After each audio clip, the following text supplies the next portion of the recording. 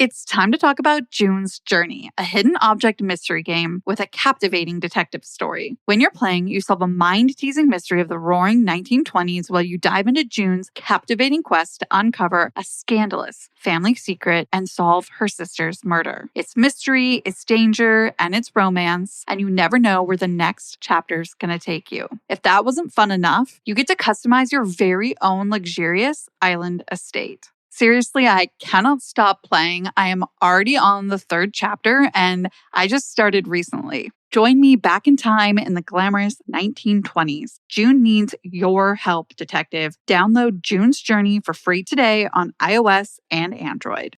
Is your daily grind getting you down? A ThermoSpa's hot tub may be the solution. Just a few minutes under those powerful soothing jets, and all your stress seems to melt away, like you're lying on a cloud of bubbles. You'll not only feel better, but sleep better too. Call 877-861-4672 now, and for a limited time, save $1,250. Call 877-861-4672 or visit thermospas.com to schedule a free on-site assessment. This podcast may discuss topics graphic in nature and possibly triggering to survivors. We value the safety and well-being of all of our listeners, so please practice personal discretion. Now, enjoy the show. Hey, I'm Paige. And I'm Natalie. We're the hosts of the Murder Diaries podcast. We bonded over tacos and true crime after we matched on Bumble BFF. You know, like any normal millennial using an app to meet new friends. Every Thursday, we upload a new episode. In each episode of the Murder Diaries, we tell true crime one story at a time. One week it's my turn. And the next week it's mine. You still think it's in my head, but I'm walking with the dead.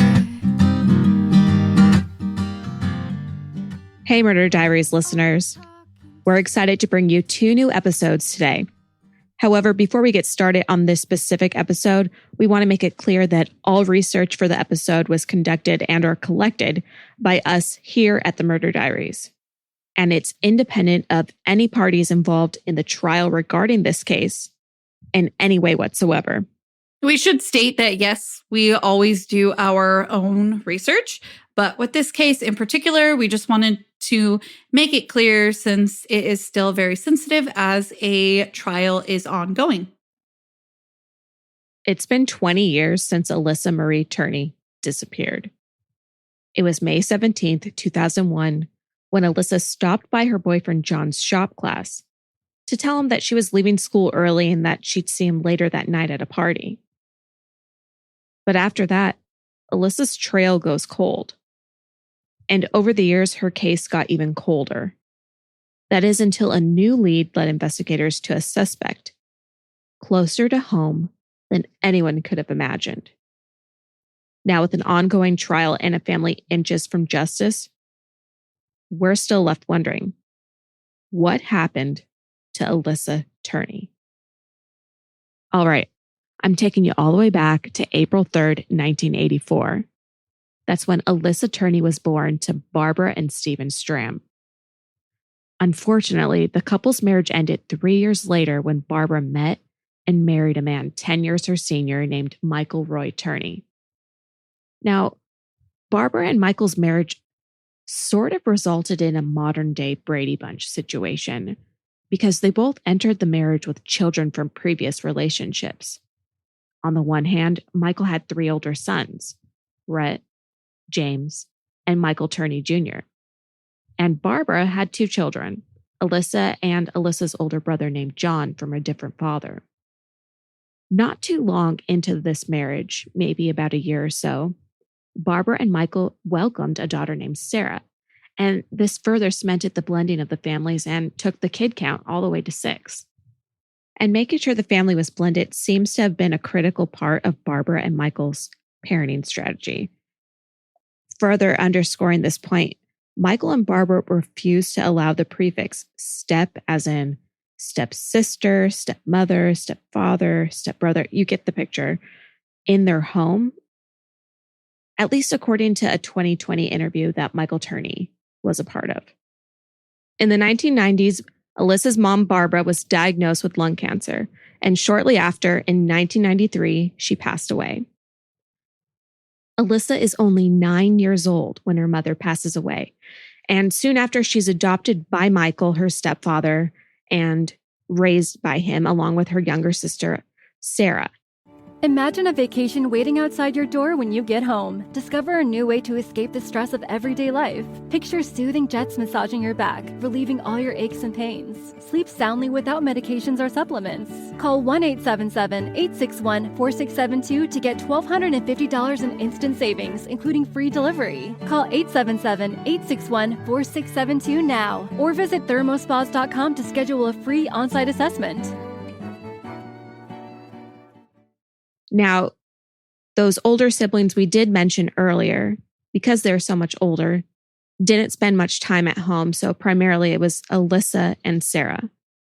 According to Michael, Alissa experienced some symptoms that he believed to be ADD, and there was never really an official diagnosis of ADD, and she wasn't on medication, but he deemed it reason enough to give her special attention.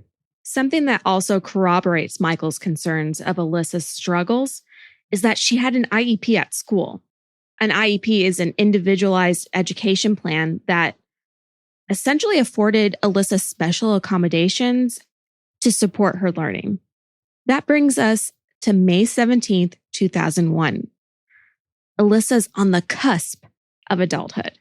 She's a fun, kind, and spontaneous 17-year-old attending classes on the last day of her junior year at Paradise Valley High School in Phoenix, Arizona. The day starts like any other. Michael drops Alissa off at school and she goes to class. However, in what is now a highly criticized move, Michael returns to Paradise Valley High School at 11 a.m. And he's there to take Alissa out of school early, despite the fact that it was already an early release day. And we know Michael did this because on her way out of school, Alissa stopped at her boyfriend John's shop class. She told him goodbye and that she'd see him later that night at an end-of-the-year party. What was Michael's reasoning for picking her up early? All right, from what I could find, there wasn't much of a reason other than lunch. The rest of the May 17th timeline is according to Michael Turney. So let's take it for what it is. And he says that he and Alissa went straight to lunch, where the two of them got in a heated argument regarding Alyssa's desire for more leniency and freedoms, a later curfew, loosening of the reins sort of thing. And her reasoning was because it's summer and she'd be a senior in a few short months. Well, this seems like a pretty standard, normal argument for a teenager to have with their guardian or parent. You're right. It is a typical teenager-parent conversation. They like to test boundaries and, they're yearning for their independence at that age.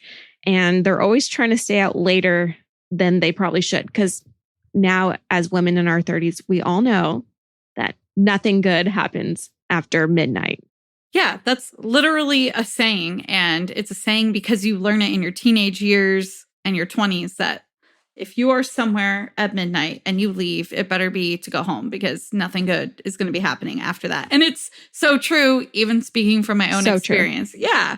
So getting back to the struggle between Michael and Alissa, I'm assuming since an argument about these topics ensued, I'm guessing he was saying, sorry, you're still a minor, you're still in high school, you live in my house. These are still the rules. They're not changing.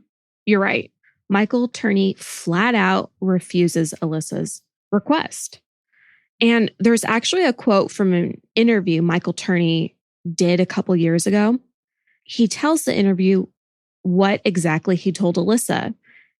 And if we can get the audio, it's going to go right here. And I told him, as long as you're under my roof, we're going to have to check in with Daddy because Daddy's a nervous wreck if you don't. We'll dissect that quote in a little bit because I want to stay on track with the timeline on the day Alissa disappeared. However, I do want to acknowledge that what he said or how he said it, just something about how that quote came across feels a little creepy. Back to Alyssa's timeline. She's upset and angry, and she retreats to her room the moment they get home. Michael leaves the family home around 1 p.m. He says it's to run errands and pick up Alyssa's younger sister, Sarah. So where would Michael have to go in order to get Alyssa's sister then? Was she at school too that same day? Sort of. According to a 2018 interview Sarah did with Kendall Ray, Sarah's entire 7th grade class spent the day at a water park. And this was to celebrate the end of the school year and the beginning of summer. Sounds fun to me. Yeah. Sarah and her class returned to school around 3:30 p.m., which was around the typical time school got out. But Michael wasn't there to drive Sarah home. As a result, Sarah walked to a nearby friend's house where they smoked with cigarettes and, as a result, had to douse themselves in perfume in order to attempt, at least, to cover up the cigarette smell. Sounds like a teenager. Of course, right? Typical teenager. Eventually, Michael arrives to pick up Sarah, who says in the Kendall Ray interview mentioned earlier that she notices nothing unusual about her father's behavior. She says, yeah, sure, my dad was a bit frantic regarding Alissa at this time, but that was his normal state when it came to things, or all things Alissa.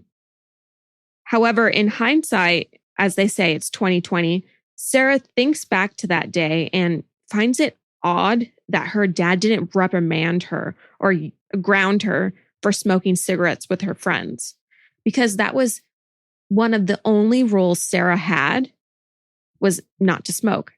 Her mom died of lung cancer as a result of smoking cigarettes. And she's 12 years old in 7th grade. I mean, no one wants their 12-year-old, their 7th grader, smoking cigarettes. On the way home, Michael tells Sarah that he's worried about Alissa. And of course, she's wondering what he means. And he says that he thinks she's missing and she's not answering any of his phone calls. Will Sarah call her sister from his phone? Sarah calls repeatedly, but she never receives an answer. 10 minutes later, Sarah and Michael return to their rented home, and Sarah goes to her sister's room. Alissa isn't there, but Sarah and Michael find something unusual. Alyssa's backpack has been dumped onto the floor with all of its contents everywhere. Sarah and Michael continued calling Alyssa's phone and eventually found it buzzing on the dresser. And on the dresser next to the phone, they find a note. I'm actually going to ask you to read it, Paige, if you don't mind. I can do that. Dad and Sarah, when you dropped me off at school today, I decided that I'm really going to California. Sarah, you said you didn't want me around. Look, you got it. I'm gone. That's why I saved my money. Dad, I took $300 from you. Alissa. Now, I want to throw this in just as a quick fact. She had been saving her money from working at Jack in the Box. And at the time of her disappearance, she had $1,800 in her bank account. Experts later examined the note and determined that it is indeed Alyssa's handwriting. However, they weren't sure when it was written or if it was written in the same sitting. So not much could be proven other than, yes, she did write it. At this point, Michael Turney calls Alyssa's friends, her boyfriend John, just everyone he can think of who would have come in contact with her. But nobody's heard from her. Michael, who was actually a former police officer himself, informs the Phoenix Police Department of Alyssa's disappearance, or rather of her runaway status, because even though the police opened a missing persons file, they took Michael's word that Alissa left for California to live with her maternal aunt on her own volition. And unfortunately, this isn't an isolated incident. Alyssa's case is plagued by countless failures on Phoenix PD's part. And here's just a handful, because I feel like it would take forever to go through all of them. Oh boy. The first is the police never went to the Turney home the day that Michael reported her missing. Mm-hmm. There wasn't a formal search that night. They didn't have an Amber Alert. Nothing. Law enforcement never spoke to the other person at the home, Alyssa's sister, Sarah, until years down the line. And finally, no one ever followed up to find out if Alissa did in fact go to California. Was the idea of Alissa going to California like a new idea? Would that have been surprising in the note? Like, that's extremely random. Why would she say she's going to California? But she had an aunt there. Exactly. So I'm really glad you brought that up. You're right. The idea of Alissa going to California wasn't exactly new, but it really wasn't something that was supposed to be happening. And here's why. So months earlier, Michael had contacted his estranged sister-in-law, Lynette, who was actually Barbara's sister. Now, if you remember, Barbara is Alyssa's mom and Michael's late wife. Got it. So Lynette is the maternal aunt to Alissa. Yeah. And during this conversation, Michael asked if Alissa can stay because she's gotten out of control and she started smoking pot and essentially has become too unruly. And despite their contentious relationship, Lynette agrees and she says, sure, I'll take Alissa in. And you would think that would be good news, but Michael doesn't take it that way. He seems to be taken aback, and it's reported that Michael didn't expect Lynette to say yes and eventually told her, never mind, don't worry about it. You know, there's been a change of plans. I don't need Alissa going there anymore. So basically, it was a plan, but Michael ended up not being in favor of it. Right. So when she's writing a note like that, she's basically saying, hey, guess what? I don't really care that you don't want me to go anymore. I'm going. That's pretty much how he made it seem. Now we're 1 week into Alyssa's disappearance when Michael Turney informs the police that he's received a call from Alissa.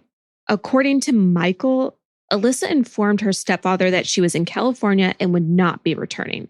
She also blamed Michael for her running away from home and essentially for her reason not to ever return home. And to support this story, Michael ended up producing his phone records for the police, which indicated there was a 29-second phone call around this time that he's saying she called from Riverside, California. Now, none of that has ever been verified or confirmed, but Michael Turney sticks with that story. Years pass and there's been no further contact from Alissa. In 2006, Thomas Heimer, a convicted murderer serving time in Florida, sent police a letter confessing to Alyssa's murder. So if he's serving time in Florida, what the heck would he have to do with a missing persons case in Arizona?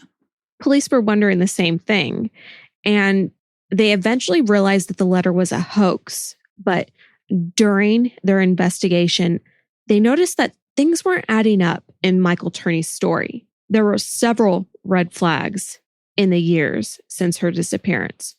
One, she hadn't contacted a single one of her friends or even the aunt that she was supposed to be staying with in California.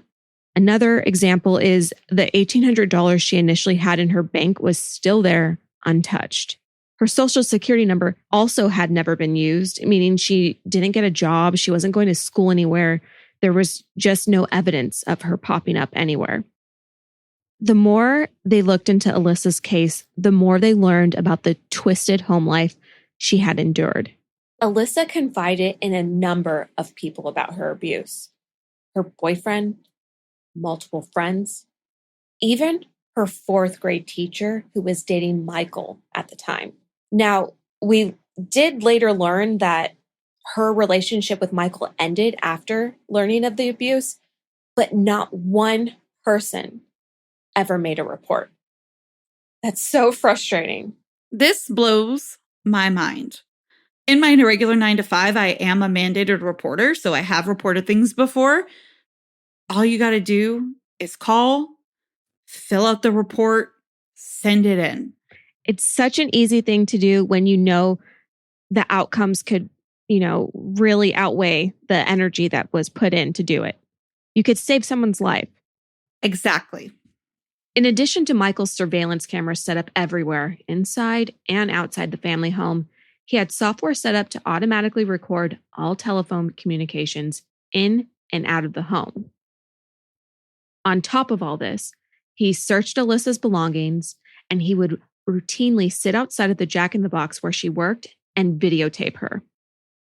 Police also found unusual contracts written by Michael and signed by Alissa. A little bit of a trigger warning here. We're about to discuss the topic of sexual abuse. There are reports that say Alissa signed a contract stating she would not tell people she had been sexually assaulted by Michael. When a forensic psychiatrist studied the documents, they said it showed Michael had an absolute need for control and dominance of Alissa, which really isn't a surprise because we've just heard that he used to sit outside of her place of work, Jack in the Box, and record her while she was on shift. Right. It's not quite rocket science to put together that this is a man in pursuit of control. It's very easy to ascertain. Absolutely. Now that all eyes are on Michael, police want to get Michael into the station to ask him questions. And to nobody's surprise, Michael refuses to take a polygraph. He refuses to sit down with police for an interview. And although he did communicate with them through fax, email, and the phone. So he wasn't completely cut off from the investigators, but he made it really hard. Additionally, Michael never gave police the surveillance tapes for the day Alissa went missing. And if you remember what I was saying, that he had surveillance footage from the inside, every angle of the inside and the outside of his home. So why wouldn't he give them over to police if he didn't have anything to do with it? And even though he told the police he reviewed 8 hours of security footage, he says he didn't see anything of interest. And unsurprisingly, the phone recording system also wasn't operating at the time of her disappearance. Just like any other case. We're now in December 2008. Police have executed a search warrant on the Turney family home, and they're specifically looking for any evidence in Alissa's case. What they find are videos upon videos of Alissa at her home dating all the way back to the 1980s. Except they didn't find the one tape that they needed, which was the day of her disappearance. That sounds convenient. Right? Additionally, the police found a 98-page manifesto titled Diary of a Madman Martyr in Michael Turney's home. Whoa.